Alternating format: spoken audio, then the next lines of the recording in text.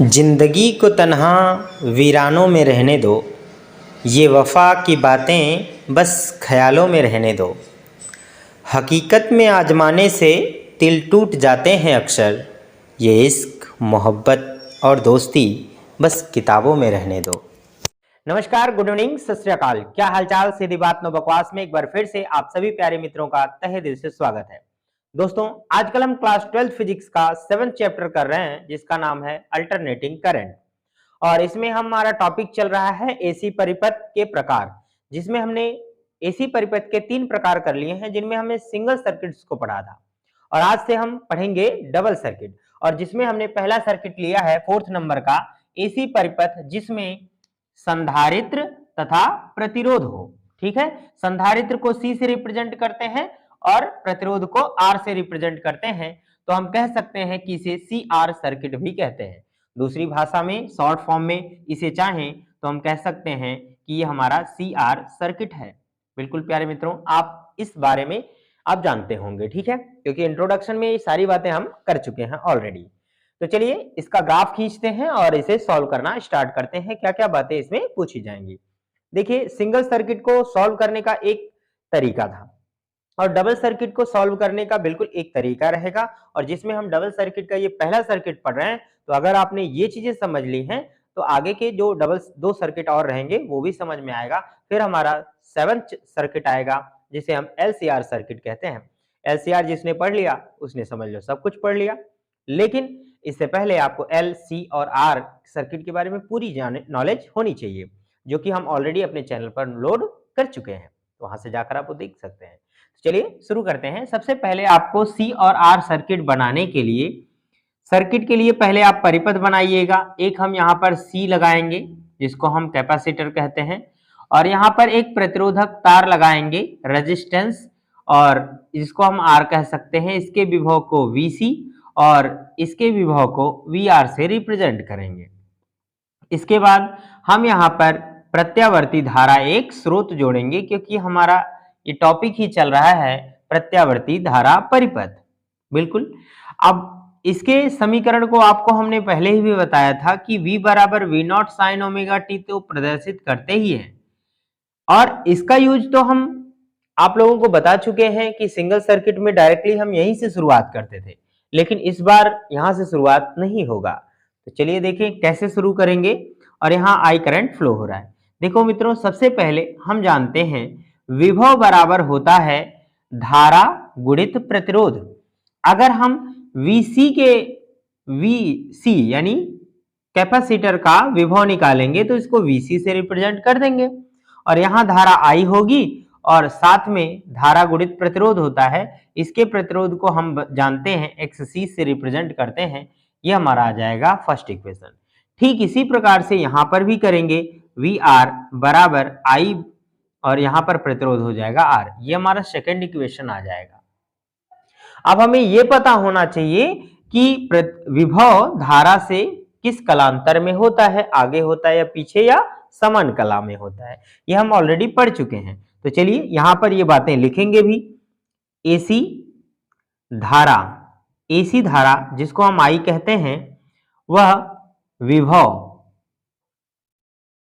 विभव ये वीसी से क्या है, वीसी से π/2 अग्रगामी होता है, लीडिंग होता है। ये हम बता चुके हैं, ठीक है, आपको वो चीजें याद होनी चाहिए। अग्रगामी है और तथा दूसरा जो विभव है वी आर से समान कला में है, से समान कला में है। ये बातें आपको जितने भी डबल सर्किट हैं सब में लिखना पड़ेगा, समान कला में है, ठीक है। ये बातें आपको लिख लेनी है। अब इसके बाद पहले क्या होता था कि हम पहले सॉल्व करते थे, फिर डायग्राम बनाते थे। अब डायग्राम बना के फिर चीजें सॉल्व करेंगे। तो सबसे पहले हम यहाँ पर बनाएंगे first of all phase diagram. प्यारे मित्रों, पहले ही बनाएंगे फेज डायग्राम। हमने बताया है जिसको कला आरेख कहते हैं। हिंदी में आप चाहें तो कला आरेख भी लिख सकते हैं। अब इसके लिए सबसे पहले आप यहाँ पर धारा का ये वाला लाइन खींच दीजिए, ये हमारा धारा होगा। अब VC क्या होता है, इससे पीछे होता है, तो ये VC का लाइन हो जाएगा। और वी आर विभव कहाँ होता है, ये इसके समान कला में होता है प्यारे मित्रों। अब अगर हम विभव में देखें, एक विभव इधर है, एक विभव इधर है। आप क्लास 11th में वियोजन का सिद्धांत पढ़े होंगे। अगर एक ही बिंदु पर दो सदिश कार्य कर रहे हो, एक इस दिशा में एक इस दिशा में, तो इनका जो परिणामी होता है वो बिल्कुल इस दिशा में जाएगा। मैं आपको समझाने की कोशिश करूं, आप याद कीजिए कि अगर हम कोई बॉल है, इस बॉल पर एक फोर्स इधर की ओर लगाएं और एक फोर्स इधर की ओर लगाएं, मतलब इसमें रस्सी बांध लीजिए, बिल्कुल इस तरह से रस्सी बांधिए, और अगर हम क्या करें, इसको इधर खींचे और इसको इधर खींचे, तो ऑब्वियसली बॉल ना तो इधर जाएगी ना तो इधर जाएगी, बल्कि इसके बीच में जाएगी। ठीक है, तो इसी प्रकार से जब भी दो सदिश अलग अलग दिशाओं में कार्य करते हैं तो उनका जो परिणाम होता है इन दोनों सदिशों पर नहीं बल्कि इनसे किसी तीसरी दिशा में प्राप्त होता है। समझ में आई बात। इसी तरह से विभव अगर इधर लग रहा है, एक विभव इधर है, तो इनका परिणामी बीच में होगा। इस तरह से आप इसे बना सकते हैं समझने के लिए। बिल्कुल, ये समझने के लिए इसका परिणामी इधर हो जाएगा, ये दोनों विभव है तो इसका परिणामी विभव ये माना जाएगा। अब इससे क्या करेंगे, यहां पर एक लंब डाल देंगे। अगर ये O पॉइंट है, इसे हम A मान रहे हैं और इसे मान लें B, तो यहां पर लंब डालेंगे तो 90 डिग्री हो जाएगा। अगर ये VC है तो ये भी VC हो जाएगा। और यहाँ की कला जो पूरे विभव और धारा में कला है, इसको हम मान लेंगे फाई। अब अगर ये आप समझ गए हो, चाहे तो इधर भी ये बना सकते हैं, ठीक है, पर इसकी जरूरत नहीं है। हम इस वाले त्रिभुज में ले लेंगे और यहीं से परिणामी विभव निकालेंगे। साथ में हम यहाँ इसे क्या करेंगे, क्योंकि ये डबल सर्किट है तो ऑब्वियसली यहाँ पर अब प्रतिघात नहीं बल्कि प्रतिबाधा निकलेगी। आप समझ लीजिए। इसके बाद चलिए शुरू करते हैं। यहाँ पर लिखिएगा त्रिभुज OBA। देखिए ये OBA है, इसमें OBA में पाइथागोरस प्रमेय से, पाइथागोरस प्रमेय से, वैसे आप पाइथागोरस प्रमेय जानते हैं, इसे लिखने की कोई आवश्यकता नहीं है। आप डायरेक्टली भी पाइथागोरस प्रमेय लगा सकते हैं। ये कर्ण का स्क्वायर बराबर होता है लंब स्क्वायर प्लस होता है आधार स्क्वायर।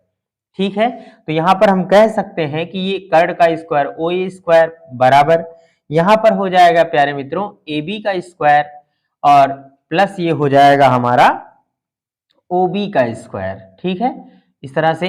अब OA का मान क्या है, OA का मान है V, तो इसलिए हो जाएगा V स्क्वायर बराबर AB का मान क्या है, VC है, तो यहां पर क्या करिएगा VC का स्क्वायर और ये हमारा हो जाएगा प्लस OB का मान है VR, तो ये VR का स्क्वायर हो जाएगा। ठीक है, अब देखिए ये जो VC और VR है इसका मान हम यहाँ फर्स्ट इक्वेशन और सेकंड इक्वेशन से रख देंगे, तो यहाँ क्या बन रहा है V स्क्वायर बराबर। प्यारे मित्रों ये बहुत ही आसान है, एक बार आप समझ गए ना तो हर टॉपिक इसी तरह से लग जाएंगे जो भी हमारे आगे के सर्किट्स हैं।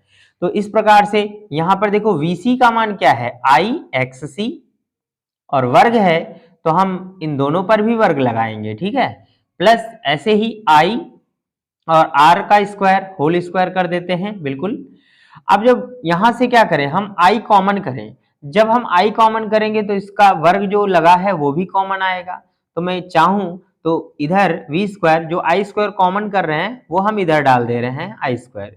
तो बताइए यहाँ क्या बचेगा XC का स्क्वायर प्लस यहाँ बचेगा प्यारे मित्रों R का स्क्वायर। ठीक है, V बटे I यानी विभव बटे जो धारा होता है हम जानते हैं इसको कहते हैं प्रतिरोध, परंतु ये डबल सर्किट है, इसे हम प्रतिरोध R नहीं लिखेंगे बल्कि प्रतिबाधा लिखेंगे जिसे हम Z से प्रदर्शित करते हैं। तो यहाँ पर हो जाएगा Z और स्क्वायर कर देंगे।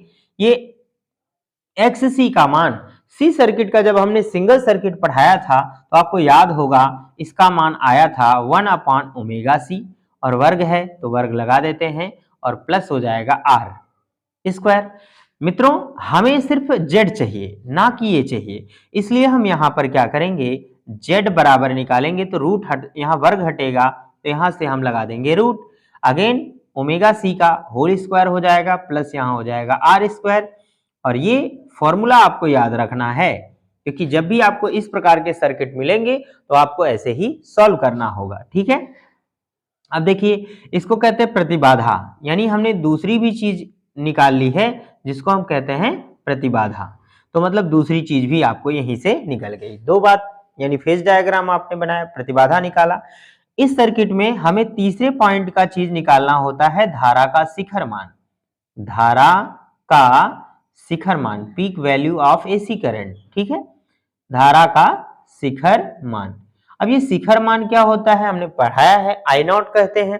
तो यहां पर होगा प्यारे मित्रों आई नॉट बराबर वी नॉट अपॉन इस पूरे सर्किट का प्रतिरोध हम जानते हैं क्या होता है, Z होता है, ठीक है। तो बाकी आप चाहें तो आई नॉट बराबर वी नॉट अपॉन Z की ये वाली वैल्यू यहां पर लाके पटक देंगे, तो ये हमारा हो जाएगा 1/ओमेगा C का स्क्वायर प्लस ये हो जाएगा R स्क्वायर। इस प्रकार से आप क्या करेंगे, धारा का शिखर मान भी निकाल सकते हैं। तो ये तीसरी चीज भी निकल गई, ठीक है। इसके बाद मित्रों हम यहां से क्या करेंगे, इसका एक और चीज निकालेंगे, चौथी चीज, जिसे हम कहते हैं कलांतर। कलांतर का मतलब फाई है, तो कैसे निकाला जाएगा, तो यहां पर लिखिएगा तीसरी चीज है हमारा फेज डिफरेंस। क्या होगा, फेज डिफरेंस निकालेंगे, फेज डिफरेंस। बिल्कुल प्यारे मित्रों, फेज डिफरेंस के लिए आप ये ओ ए बी में यहाँ tan ले लीजिएगा। क्या ले लीजिएगा, tan। तो यहां पर लिखिएगा त्रिभुज ओ बी ए में, ठीक है। तो ये हो जाएगा tan फाई बराबर, हम जानते हैं क्या होता है, लंब बटे आधार। तो फाई के लिए लंब ये VC है और आधार क्या है, VR है। तो हम यहां पर कर लेंगे VC अपॉन क्या हो जाएगा, VR हो जाएगा। और ये सारे मान वहां पर रखे हुए हैं, तो हम यहां पर लाकर रख सकते हैं tan फाई बराबर IXC अपॉन ये हो जाएगा I इंटू R। I से I मर जाएगा, XC की वैल्यू हम वहां से लाकर रख देंगे, तो ये हमारा हो जाएगा tan फाई बराबर XC का मान क्या होता है, देखिए हमने यहीं पर रखा है 1/ओमेगा C, तो यहां पर आ जाएगा 1/ओमेगा C। और ये R ऑलरेडी हमारा हर में है, डिनोमिनेटर में है, तो ये आ जाएगा। अगर सिर्फ फाई की वैल्यू चाहिए तो आप यहां से भी निकाल सकते हैं, कोई टेंशन नहीं है, लेकिन इसे हम इस फॉर्मेट में लिखेंगे, tan को इधर भेज देंगे तो ये इनवर्स बन जाएगा, tan इनवर्स, और यहां पर आ जाएगा 1/ओमेगा C इंटू R। ये आ जाएगा प्यारे मित्रों। इस प्रकार से हम ये वाला भी सॉरी ये तीसरा नहीं था, बिल्कुल चौथा आप कर लीजिएगा, ठीक है, ये हो जाएगा। इसके बाद हम चाहें तो इसका फेजर डायग्राम भी बना सकते हैं मित्रों, ठीक है। क्या कर सकते हैं, फेजर डायग्राम, वैसे आता नहीं है, फिर भी हम चाहें तो फेजर डायग्राम भी बना सकते हैं, ठीक है। चलिए फेजर ग्राफ खींचेंगे, इसको फेजर ग्राफ लिखा जाएगा, ठीक है।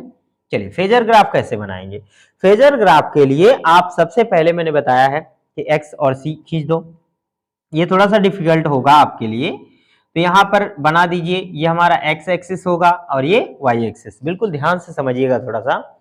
तो देखिए सबसे पहले आपको ये वाली लाइन बीच में खींच देनी है, ये भी हो जाएगा। और आप ये बात समझिएगा, जरूरी नहीं कि ये एकदम बीचों बीच है, लेकिन वहां पर बीचों बीच है, तो इससे क्या है, इससे ये आगे है, क्या है, धारा जो है, धारा इधर देखिएगा, इससे ये जो विभव है इससे आगे है, ठीक है, यहां पर। तो यहां पर हम इसको क्या करेंगे, इससे थोड़ा सा आगे ही बनाएंगे, ये धारा वाली लाइन आई, जिसको आप यहां पे कह सकते हो VR कह सकते हो, ठीक है। तो अब आप देखिएगा VR यहां पर आ गया, VR यहां है तो VC क्या होगा, इससे 90 डिग्री बनाएगा, तो 90 डिग्री जब बनाइएगा, ये हमारा यहां पर ध्यान दीजिएगा, ये हमारा फाई है, ये भी ध्यान रखना है। तो यहां से इस पर 90 डिग्री का एंगल बनाओगे तो इस प्रकार से इधर चला जाएगा, यहां से आपको 90 बनाना है, ये π/2, और इसे हम बोलेंगे VC बोलेंगे। बिल्कुल प्यारे मित्रों, इसी तरह से फेजर ग्राफ को बनाना रहेगा। तो उम्मीद है आप लोगों को ये डबल सर्किट का पहला सर्किट समझ में आया होगा, और अगर ये चीजें समझ में आ गई हैं तो आगे के सर्किट भी आपको धीमे धीमे धीमे समझ में आ जाएंगी, कोई भी टेंशन नहीं होगी, बिल्कुल इसी तरह से हम सॉल्व करेंगे, ठीक है। लेकिन फिर भी कोई डाउट रह जाए तो प्लीज कमेंट सेक्शन में जरूर लिखना। इसके बाद हम अगले सर्किट पर बढ़ेंगे, चाहे तो आप वीडियो को पॉज करके स्क्रीनशॉट ले लीजिए। वीडियो पसंद आया हो तो प्लीज इसे 4 दोस्तों के साथ जरूर शेयर करिएगा। नेक्स्ट वीडियो में हम आपके लिए जो ये CR सर्किट है इसी से रिलेटेड LR सर्किट लेकर आएंगे। तब तक के लिए आप स्वस्थ रहें, मस्त रहें। मिलते हैं अगली वीडियो में, तब तक के लिए गुड बाय, जय हिंद, वंदे मातरम।